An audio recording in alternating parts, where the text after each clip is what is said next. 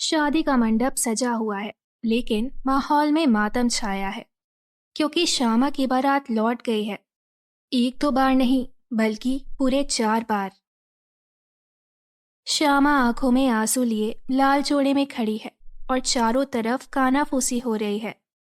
अरे, लड़की में कोई कमी ना हो तो भी काली हो तो कौन अपनाएगा। इतना गोरा चिट्टा लड़का किसी काली लड़की को कैसे अपना सकता है। सुना है लड़के ने ही इनकार कर दिया है। फिर से वही बात माँ। मेरा क्या कसूर है कि मैं गोरी नहीं हूं? क्या सच में रंग से इंसान की कीमत तय होती है? हे भगवान, ये क्या हो गया? चौथी बार तेरा रिश्ता टूटा। हम अब समाज को क्या मुंह दिखाएंगे? श्यामा के पिता रामलाल दूर खड़े दूल्हे के पिता चौधरी जगन्नाथ को मनाने में लगे थे। चौधरी जी, अगर मेरी बेटी इतनी ही खराब लगती थी तो पहले क्यों नहीं कह दिया? हमारे सम्मान का यूं तमाशा क्यों बनाया? रामलाल, और लड़की में कोई बुराई नहीं है, बस रंग रूप थोड़ा तुम समझ ही रहे हो। हमारा बेटा इतने गोरे रंग का है, उसके साथ काली लड़की शोभा नहीं देगी। श्यामा अब बिल्कुल निराश हो गई थी। उसने उम्मीद ही छोड़ दी थी कि अब कभी उसकी शादी भी होगी। हर बार यही होता, लड़के वाले आते, उसे देखते, फिर मना कर देते। अब तो उसे ये सब एक मजाक सा लगने लगा था। एक दिन दरवाजे पर दस्तक हुई। जैसे ही श्यामा ने दरवाजा खोला, सामने उसकी दोस्त मीरा खड़ी थी, जो कुछ साल पहले शहर चली गई थी। अब जब वहां से लौटी तो ब्यूटिशियन बन चुकी थी। अरे मीरा, तू अंदर आना, बड़े साल बाद मुलाकात हुई। अरे, ये तू कैसी लग रही है श्यामा, इतनी उदास? और कैसी लगूंगी मीरा, जब बार बार कोई तुम्हें ठुकरा दे तो दिल खुद ही हार मान लेता है। तो फिर अब हार मान लेगी? मैं कहती हूँ, अगर दुनिया गोरेपन को ही खूबसूरती मानती है तो क्यों ना इसे ही हथियार बना लिया जाए? मतलब? मीरा ने तुरंत अपना बैग खोला और उसमें से मेकअप का सामान निकालने लगी। श्यामा कुछ समझ नहीं पाई। आज मैं तुझे ऐसा बना दूंगी कि तुझे खुद अपनी ही नजर ना पहचाने। श्यामा कुछ कहती इससे पहले ही मीरा ने मेकअप करना शुरू कर दिया। बस कुछ ही देर में श्यामा का चेहरा पूरी तरह बदल चुका था और अब वो किसी फिल्म की हीरोइन से कम नहीं लग रही थी। ये मैं हूँ? हाँ पगली, अब देख तेरा रिश्ता कैसे पक्का होता है। और वही हुआ। कुछ दिनों बाद रवि और उसका परिवार श्यामा को देखने आया। जैसे ही उन्होंने उसे देखा, सब बस देखते ही रह गए। रवि की माँ की आंखें चमक उठी, मानो उसे कोई खजाना मिल गया हो। अरे वाह, कितनी सुंदर लड़की है, एकदम चांद जैसी। मुझे पसंद है। सभी के चेहरों पर मुस्कान थी। बस उसी वक्त शादी पक्की हो गई। श्यामा भी घबराई हुई थी, लेकिन फिर भी उसे लगा कि शायद सब कुछ ठीक हो जाएगा और श्यामा दुल्हन बनकर रवि के घर आ गई। नए घर में श्यामा को हमेशा डर लगा रहता था कि कहीं उसका सच सबके सामने ना आ जाए कि ये गोरा रंग सिर्फ मेकअप का एक परत है। अब क्या होगा? ये सब छिपाने के लिए रोज सुबह ना जाने क्या क्या करना पड़ेगा। वो रोज सुबह उठते ही सबसे पहले आईने के सामने जाती, फटाफट मेकअप लगाती और तब जाकर कमरे से बाहर निकलती। तभी उसकी सास ने श्यामा को पुकारा। बहू, जरा आटा गूंथ दो, मुझे रोटियां बनानी है। श्यामा के हाथ पैर ठंडे पड़ गए। अगर उसने आटा गूंथा तो हाथ धोना पड़ेगा और हाथ धोते ही उसकी कलाई का असली रंग सबके सामने आ जाएगा।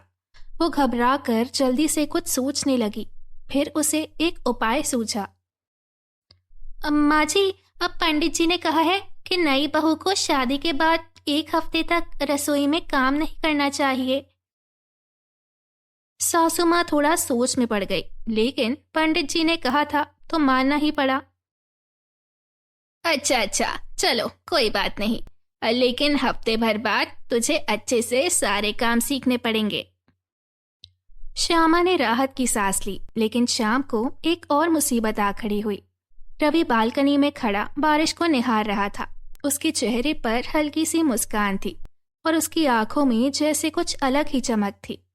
अचानक वो श्यामा की तरफ मुड़ा और श्यामा को देखकर उसकी मुस्कान और बढ़ गई।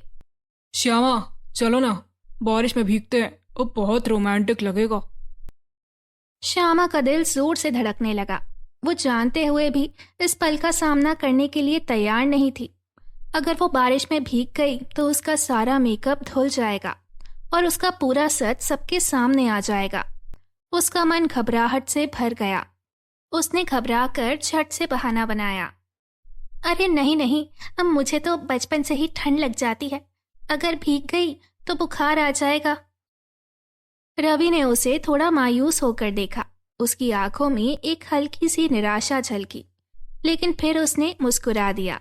उसकी मुस्कान में अब भी वही प्यार था और श्यामा ने महसूस किया कि वो रवि से कुछ भी छिपा नहीं सकती, लेकिन फिर भी उसने झूठ बोलने का साहस दिखाया। अच्छा बाबा, जैसे तुम्हारी मर्जी, तुम ना कहो तो मैं भी क्या कर सकता हूँ। श्यामा ने राहत की सांस ली, लेकिन वो परेशान रहने लगी कि आखिर कब तक वो अपनी सच्चाई छिपा के रखेगी। अगर किसी दिन उसका सच सबके सामने आ गया और रवि ने उसे छोड़ दिया तो? उसने अपना चेहरा ढकने के लिए धीरे धीरे बालों को संवारना शुरू किया, लेकिन उसके मन में बवंडर मच गया था। अब हर दिन उसे ये डर सताता था कि अगर रवि ने सच जान लिया तो? वो एक और पल के लिए अपने झूठ को छिपाने के बारे में सोचने लगी, लेकिन फिर उसे महसूस हुआ कि झूठ के आगे सच को बहुत समय तक छिपाया नहीं जा सकता। एक दिन श्यामा अभी अभी नहाकर बाथरूम से निकली थी कि अचानक कमरे का दरवाजा धड़धड़ा कर खुला और सास के साथ कुछ रिश्तेदार कमरे में अंदर आ गए। ये देख श्यामा का दिमाग सुन्न हो गया। हे भगवान, अभी तो मैंने मेकअप भी नहीं किया, क्या करूं? श्यामा को एक आइडिया आया और उसने झटपट अपने दुपट्टे का घूंघट डाल लिया। अरे बहू, ये लोग तुम्हें देखने आए हैं, जरा घूंघट तो हटाओ। अगर घूंघट हटाया तो सब मेरा असली रंग देख लेंगे, फिर सारा खेल खत्म। अब क्या करूं? सोच श्यामा, सोच। अरे इतना क्या शर्मा रही हो, अब दिखा भी दो अपना चेहरा। श्यामा का दिल जोर जोर से धड़कने लगा। तभी उसके दिमाग में एक तगड़ा विचार आया। वो झट से लड़खड़ाने लगी और कुर्सी पर गिरने का नाटक किया। उफ, अम्मा जी, अचानक से आंखों के आगे अंधेरा आ रहा है, चक्कर आ रहे हैं। अरे अरे, क्या हुआ बहू, अभी तो ठीक थी। लगता है बीपी लो हो गया है, गर्म पानी पिलाइए, आराम करने दीजिए। अरे बेटा, बहू को आराम करने दो, शरीर कमजोर लग रहा है। यस, आज फिर बाल बाल बच गई। ठीक है बहू, तुम आराम करो, रिश्तेदारों से फिर कभी मिलवा देंगे। रिश्तेदार चले गए और श्यामा ने चैन की सांस ली। उफ, बाल बाल बची, अगली बार से और भी सावधान रहना होगा। इसके बाद सब कुछ ठीक ही चल रहा था। श्यामा हर दिन नए नए बहाने बनाकर अपना सच छुपा रही थी, लेकिन फिर एक दिन एक ऐसी घटना घटी जिसने उसकी पूरी दुनिया हिला दी। घर में एक बड़ा हवन रखा गया था। पंडित जी ने गंगा जल लेकर सब पर छिड़कना शुरू किया। श्यामा के माथे पर पसीना आ गया। अगर गंगा जल उसके चेहरे पर पड़ गया तो वो जल्दी से पीछे हटने लगी, लेकिन तभी, अरे श्यामा, ऐसे क्यों बच रही हो? ये तो पवित्र गंगा जल है। ये कहते हुए उसने प्यार से उसका चेहरा पकड़कर उस पर जल डाल दिया और फिर सारा मेकअप धुल गया और श्यामा का असली रंग सबके सामने आ गया। ये देख पूरा घर सन्न रह गया। एक पल के लिए सबकी आंखें श्यामा पर टिक गई। ये क्या मजाक है, तूने हम सबको धोखा दिया, इतना बड़ा छल। तूने अपने रंग को छुपाकर हमारे परिवार की इज्जत से खेला है। श्यामा की आंखों से आंसू बहने लगे। ऐसी चालाक लड़की हमारे घर में नहीं रह सकती। अभी इसी वक्त अपना सामान बांध और इस घर से निकल जा। श्यामा को ऐसा लगा जैसे उसकी दुनिया फिर से बिखर गई हो। वो बेबस होकर खड़ी रही। लेकिन तभी रवि तेजी से आगे आया और श्यामा के सामने खड़ा हो गया। बस माँ, ये अब मेरी पत्नी है, मेरी जिम्मेदारी है, और इसे अब इस घर से कोई नहीं निकाल सकता। मुझे श्यामा के रंग से कोई फर्क नहीं पड़ता माँ। मैंने इससे इसके दिल की खूबसूरती की वजह से शादी की थी। अगर ये इस घर से जाएगी तो मैं भी इसके साथ जाऊंगा। सास हैरान रह गई। श्यामा की आंखों में खुशी के आंसू बहने लगे। उसे विश्वास नहीं हो रहा था कि कोई उसका इस तरह से साथ दे सकता है। माँ जी, मुझे माफ कर दीजिए। मैंने आपको धोखा देने के लिए ये सब नहीं किया। 4 बार मेरी शादी सिर्फ इसीलिए टूटी क्योंकि मैं काली थी। कोई मुझे अपनाने को तैयार नहीं था। इस बार मैं बस एक आखिरी कोशिश करना चाहती थी, लेकिन मेरा इरादा किसी को ठेस पहुंचाने का नहीं था। ये सुनते ही सास थोड़ी नरम पड़ गई। उन्होंने श्यामा को ध्यान से देखा। बेटा, मुझे माफ कर दो।